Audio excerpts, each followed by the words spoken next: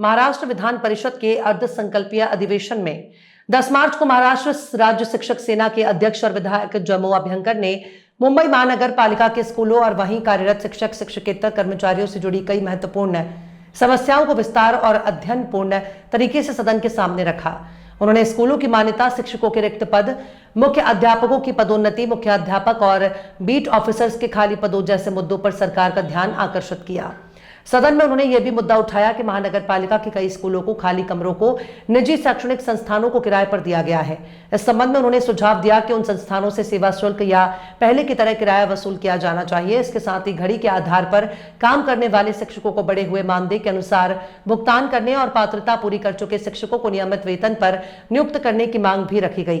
इसके अलावा 7वें वेतन आयोग की बकाया राशि का मुद्दा भी प्रमुखता से उठाया गया। विधायक अभ्यंकर ने राज्य सरकार से इन सभी विषयों पर गंभीरता से ध्यान देने और मुंबई महानगर पालिका के आयुक्त को आवश्यक कार्यवाही के निर्देश देने की मांग की है। महाराष्ट्र राज्य शिक्षक सेना के राज्य समन्वयक नितिन चौधरी ने भी बताया कि शिक्षकों और शिक्षकेतर कर्मचारियों के हित में उठाए गए इन मुद्दों की संबंधित अधिकारियों द्वारा गंभीरता से जांच की जानी चाहिए। नियम 260च्या अंतर्गत आलेल्या प्रस्तावावर मी या ठिकाणी बोलणार आहे। सभापती महोदय, मुंबई महानगरपालिकेचा कारभार प्रशासनाच्या मार्फत जेव्हापासून चालवला जातो आहे त्या कालावधीमध्ये काही घडलेले जे काही गैरव्यवहार आहेत आणि त्याच्यामध्ये शालेय शिक्षण विभागामध्ये जे काही प्रकार घडले त्या संदर्भात मी या ठिकाणी माझं मत मांडणार आहे। तत्कालीन मुख्यमंत्री माननीय एकनाथजी शिंदे साहेबांनी 104 विनानुदानित शाळांना मान्यता देण्याचा, अनुदान देण्याचं मान्य केलं होतं।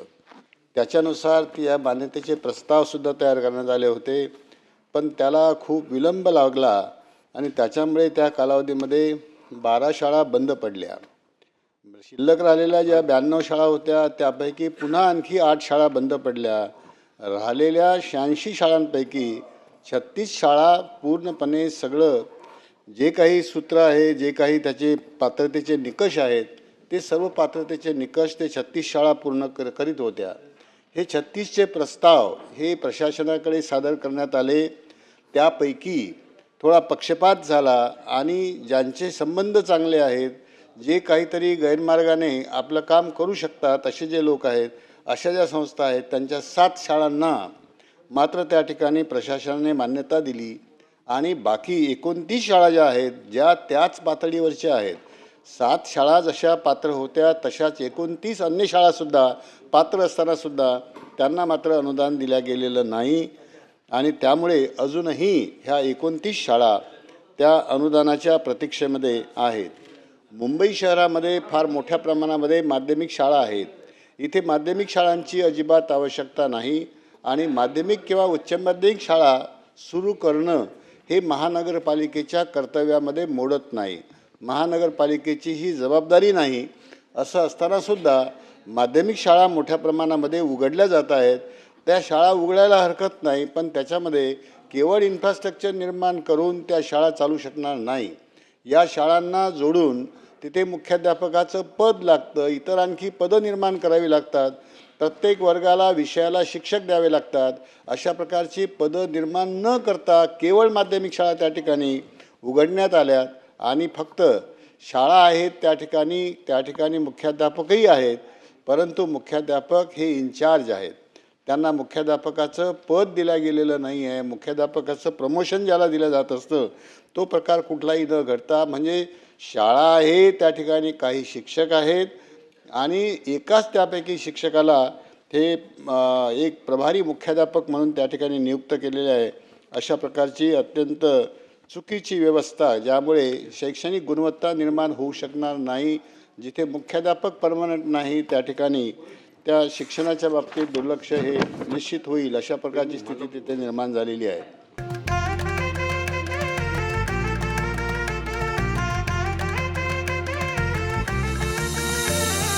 मानापानाचा ना त्या गोत्याचा पसारा लई बाई वाढला, रुसवा नको ग बाई कुणाचा मोठ्यानी उतारा काढला। लगीन घाई सुचून देई खरेदीने फना काढला खरेदीला वर्षीधीने उत्साह नवा आणला बांधला बसका बांधला बांधला बसका बांधला बांधला बसका बांधला बांधला बसका कमी किमतीत आणि क्वालिटी सोबत बरं का परिस्थिती आहे तर शक्य आहे